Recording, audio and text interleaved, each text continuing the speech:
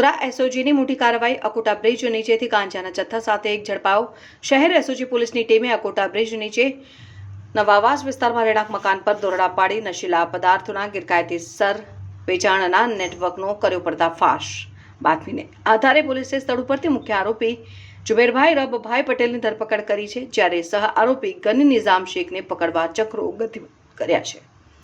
આરોપી પાસેથી 1 કિલો 501 ગ્રામ વનસ્પતિજન્ય ગાંજાનો જથ્થો, મોબાઈલ ફોન અને ડિજિટલ વજન કાંટો મળી કુલ ₹80,150નો મુદ્દામાલ કર્યો જપ્ત। પોલીસ કમિશનર નરસિંહ કોમરની વડોદરા શહેરને નશામુક્ત કરવાની સૂચનાને ATS ચાર્ટર અંતર્ગત પાર પાડવામાં આવ્યું ઓપરેશન। એસઓજી પીઆઈ બીડી જેતિયાના માર્ગદર્શન હેઠળ એસઓજીની ટીમે મળેલી ચોક્કસ અંગત બાતમીને આધારે કરી રેડ પકડાયેલ આરોપી આર્થિક ફાયદા માટે વગર પાસ પરમિટે ગાંજાનો જથ્થો સંતાડી રાખી છૂટકમાં વેચાણ કરતો હોવાનું તપાસમાં આવ્યું બહાર। પકડાયેલ અને ફરાર બંને આરોપીઓ વિરુદ્ધ અકોટા પોલીસ સ્ટેશન ખાતે NDPS એક્ટ હેઠળ ગુનો નોંધી આગળની તપાસ હાથ ધરવામાં આવી છે।